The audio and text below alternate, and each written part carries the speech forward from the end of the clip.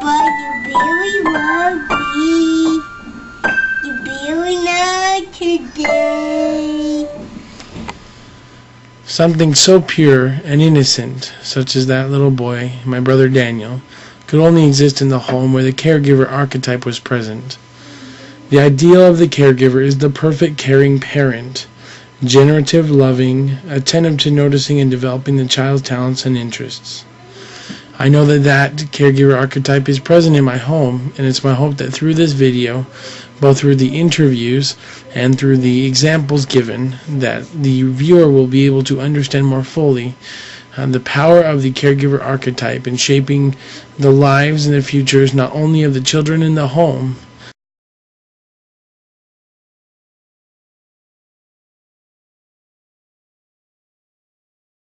Well, in the final analysis, we all have to be self-sufficient, and so my wife and I have tried to teach our kids from the time they were young how to work, how to set goals, and focus on achieving. We do that is because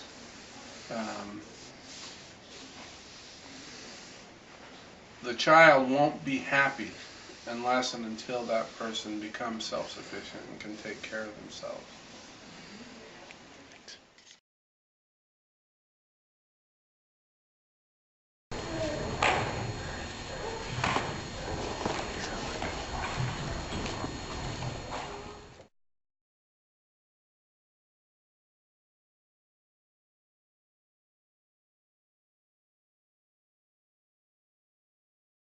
I have a great love for each of my children, and I want very much for them to have experiences and opportunities to develop themselves and be the best person they can be. And so I see myself quite often as facilitator in helping them grow and achieve their potential.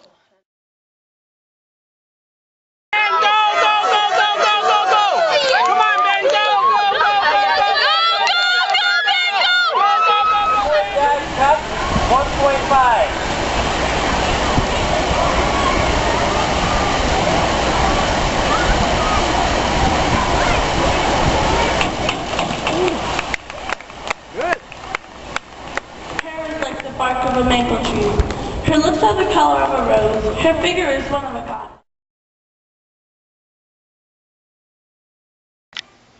Well, in answer to the question about boundaries, we try to set boundaries that are age appropriate. One example is when our children were young, we wouldn't let them be in a pool without an adult, and certainly not unless they started learning to swim. As they learned and got older, then we would give them more freedom to be in a pool or do some of the other kinds of outdoor activities that they could do based on their age.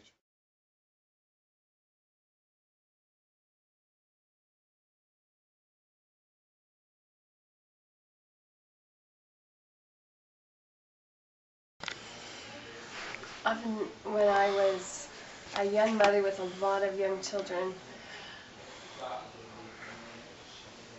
I knew they needed me, and I knew that my day started early, so I would get up and go walking 5 o'clock in the morning and get back in time for scriptures and getting everyone off to school that went to school, and then proceeded to take care of my baby and my toddlers and preschoolers, and found quite frequently that it would be late into the day before I decided to quickly change clothes and moved on to dinner and other projects, and this went on for several years before I realized that I hadn't taken time for myself.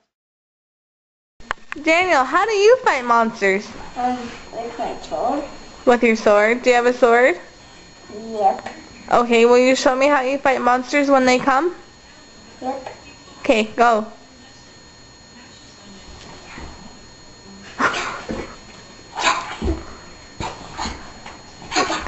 Does that scare monsters? Yep. And what do they do after they fight you? Be nice. That's good. Thank you.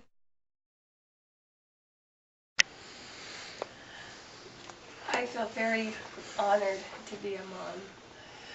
And I would have to say that I have 8 of the most beautiful, amazing children. And I want very much for each of them to be all that they can be. And when I see them fall, and when I see them struggle, when I see them